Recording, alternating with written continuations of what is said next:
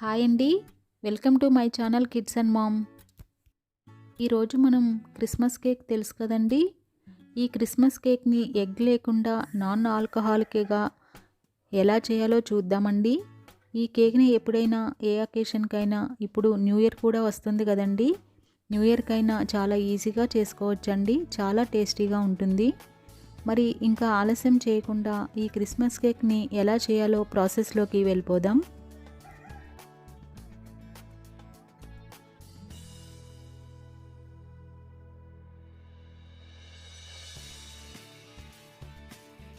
కోసం ముందుగా ఒక బౌల్ తీసుకుని హాఫ్ కప్ దాకా ఆరెంజ్ జ్యూస్ని తీసుకోవాలండి.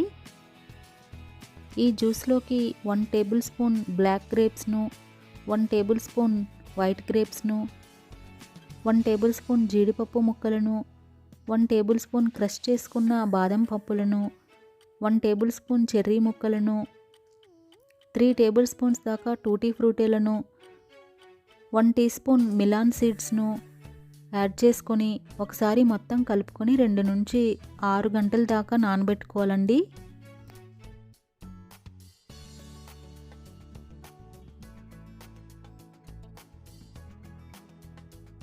కోసం ముందుగా క్యారమిల్ సాస్ను ప్రిపేర్ చేసుకోవాలి.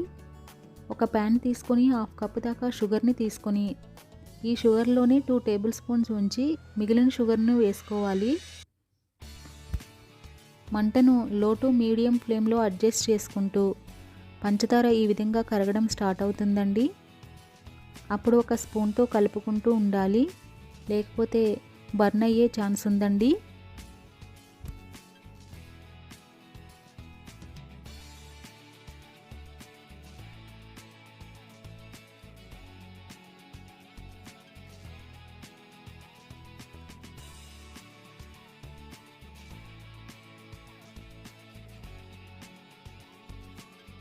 ఈ విధంగా షుగర్ మొత్తం మెల్ట్ అవ్వగానే పావు కప్పు దాకా వాటర్ను తీసుకొని కొంచెం కొంచెంగా యాడ్ చేసుకుంటూ కలుపుతూ ఉండాలి.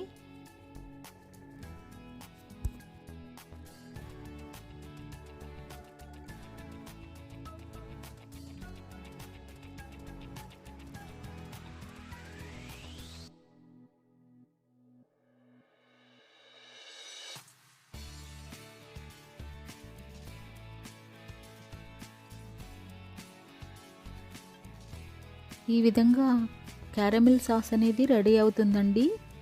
దీన్ని పక్కకు తీసుకొని పూర్తిగా చల్లారనివ్వాలి.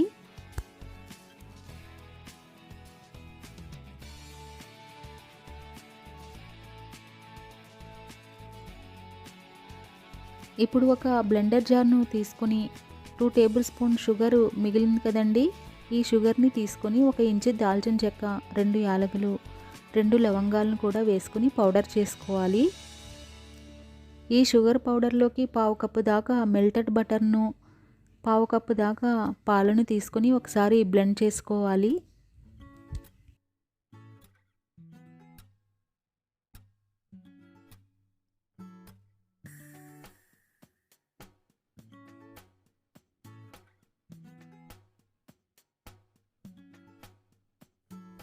ఈ విధంగా బ్లెండ్ చేసుకున్నాక ఈ మిక్చర్ అనేది సిల్కీ స్మూత్గా అవుతుందండి.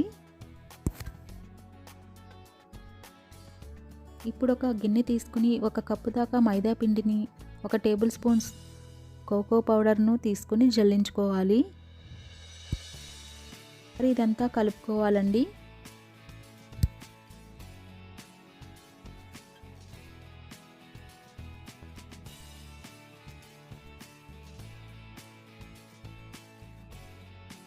ఇప్పుడు ఇందులోకి మనం నానబెట్టుకున్న డ్రై ఫ్రూట్స్ను, నట్స్ను యాడ్ చేసుకోవాలి.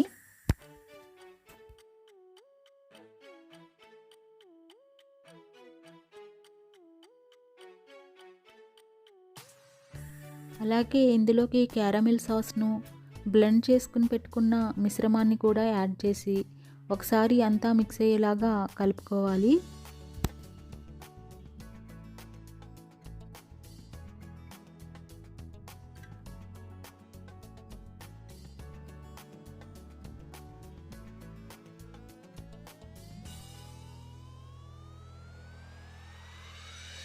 అలాగే 1 టీ స్పూన్ బేకింగ్ పౌడర్ను, హాఫ్ టీ స్పూన్ బేకింగ్ సోడాను, కొద్దిగా సాల్ట్ను, హాఫ్ టీ స్పూన్ వెనిగర్ను యాడ్ చేసుకోవాలండి.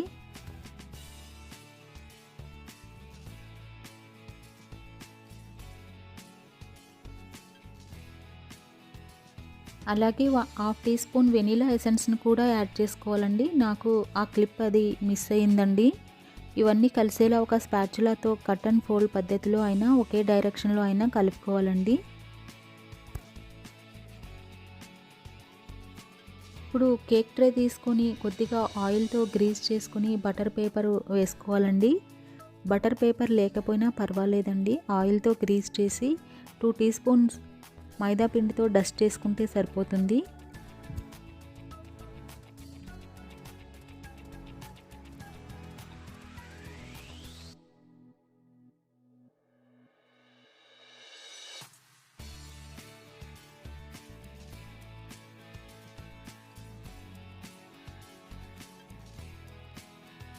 ఇప్పుడు ఈ కేక్ ట్రేలోకి కలుపుకున్న కేక్ మిశ్రమాన్ని అంతటిని ట్రాన్స్ఫర్ చేసుకోవాలి.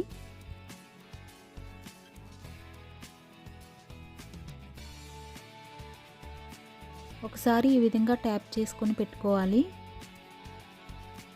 అలాగే కొన్ని డ్రై ఫ్రూట్స్ని తీసుకొని కొద్దిగా మైదా పిండి వేసుకొని కలుపుకొని పైన స్ప్రింకిల్ చేసుకోవాలండి. మనం స్టవ్ పైన కుక్ చేయాలంటే నేను చూపిస్తున్న విధంగా ఒక వెడల్పాటి గిన్నె తీసుకొని ఒక స్టాండ్ పెట్టుకొని కేక్ ట్రేను పెట్టేసి లిడ్ పెట్టేసుకోవాలి. ఈ విధంగా 45 to 60 మినిట్స్ లో ఫ్లేమ్లోనే ఉంటే సరిపోతుందండి. అదే ఓవెన్లో అయితే 175 డిగ్రీ సెంటీగ్రేడ్ వద్ద 45 మినిట్స్ ఉంటే సరిపోతుందండి. ఈ విధంగా చాక్తో అయినా టూత్పిక్తో అయినా చూస్తే చాకుకి పిండి అనేది అంటుకోకూడదండి. అప్పుడే కేక్ అనేది కుక్ అయినట్లు. పూర్తిగా చల్లారిన తర్వాతే డీమోల్డ్ చేసుకోవాలండి.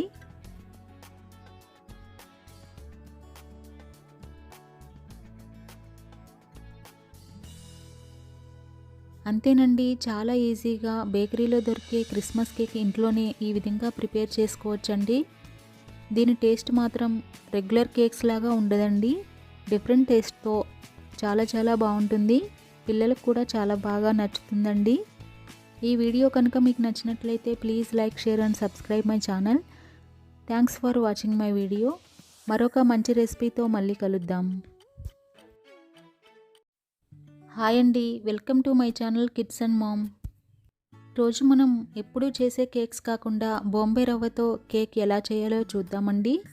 ఈ రవ్వ కేక్ని చాలా ఈజీగా చేసేయవచ్చండి. ఈ రవ్వ కేక్ అనేది చాలా స్పాంజీగా, టేస్ట్ కూడా చాలా బాగుంటుంది.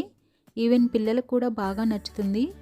వీడియో ఎక్కడా స్కిప్ చేయకుండా వీడియో మొత్తం చూసి ఈసారి వచ్చే న్యూ ఇయర్కి ఈ రవ్వ కేక్ని చేయండి. చాలా సూపర్గా వస్తుంది. ఈ రవ్వ అనేది మనం ఉప్మా చేసుకుంటాం కదండి, ఆ రవ్వనే నేను యూజ్ చేశానండి. దీన్నే బాంబే రవ్వ అని, సూజీ రవ్వ అని కూడా అంటారు. ఇంకా ఆలస్యం చేయకుండా ప్రాసెస్లోకి వెళ్ళిపోదాం.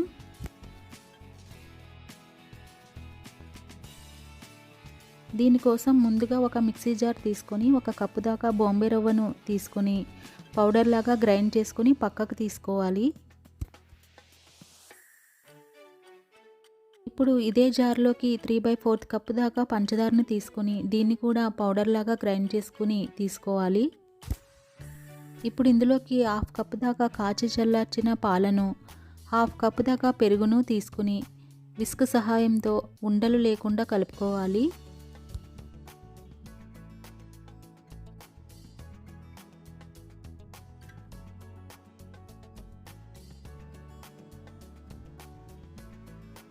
ఇప్పుడు దీన్ని ఒక 20 నిమిషాల పాటు ఉంచాలి. రవ్వ అనేది పాలను కొద్దిగా అబ్జార్బ్ చేసుకుంటుందండి.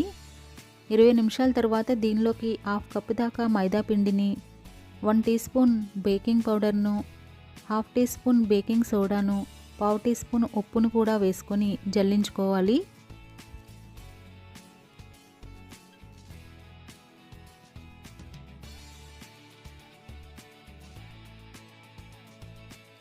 ఇదంతా ఒకసారి ఉండలు లేకుండా కలిసేలా కలుపుకోవాలి.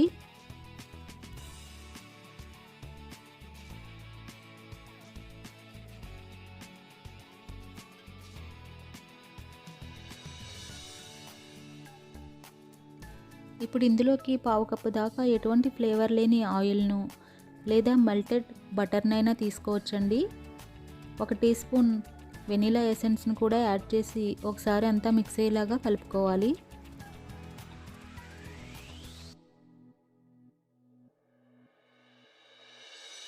ఇప్పుడు 1 టేబుల్ స్పూన్ మిల్క్ను కూడా యాడ్ చేసి బాగా కలుపుకోవాలి. కొద్దిగా టూటీ ఫ్రూటీలను కూడా యాడ్ చేసుకోవాలి.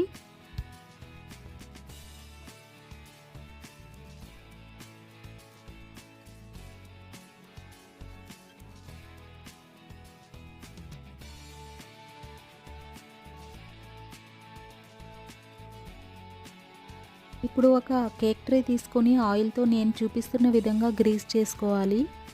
ఒక బటర్ పేపర్ వేసుకొని ఆయిల్తో గ్రీస్ చేసి కేక్ మిశ్రమాన్ని వేసుకోవాలి. బటర్ పేపర్ లేకున్నా పర్వాలేదండి. ఆయిల్ గ్రీస్ చేసి 2 స్పూన్స్ మైదా పిండితో డస్ట్ చేసుకుంటే సరిపోతుంది. ఈ విధంగా ఒకసారి ట్యాప్ చేసుకోవాలి. ఇప్పుడు ఒక వెడల్పాటి గిన్నె తీసుకొని ఒక స్టాండ్ పెట్టుకొని మూత పెట్టేసి మీడియం ఫ్లేమ్లో ప్రీహీట్ చేసుకోవాలండి. 5 నిమిషాల తర్వాత మూత తీసి కేక్ ట్రేను దీనిలో ఉంచి 45 నిమిషాల పాటు లో ఫ్లేమ్లోనే కుక్ చేసుకోవాలండి.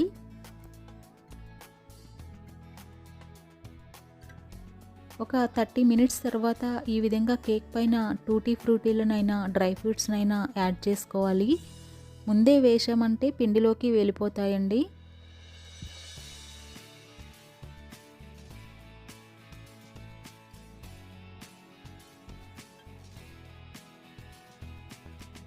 ఈ విధంగా 45 to 60 మినిట్స్ అయిన తర్వాత ఒక చాకుతో అయినా టూత్పిక్తో అయినా చెక్ చేసుకోవాలండి. ఈ విధంగా పిండి అనేది అతుక్కోకుండా ఉండినట్లయితే కేక్ అనేది కుక్ అయిపోయినట్లేనండి. ఇప్పుడు స్టవ్ ఆఫ్ చేసి పూర్తిగా చల్లారనివ్వాలి.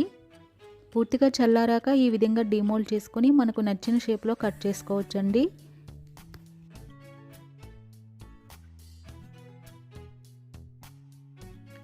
అంతేనండి, ఎంతో ఈజీగా, స్పాంజీగా, ఇంకా టేస్టీగా బేకరీలో దొరికే రవ్వ కేక్ అనేది ఇంట్లోనే చాలా ఈజీగా చేసుకున్నాం కదండి. మీరు కూడా తప్పకుండా ట్రై చేయండి. ఈ వీడియో కనుక మీకు నచ్చినట్లయితే please like, share and subscribe my channel. Thanks for watching my video. మరొక మంచి రెసిపీతో మళ్ళీ కలుద్దాం.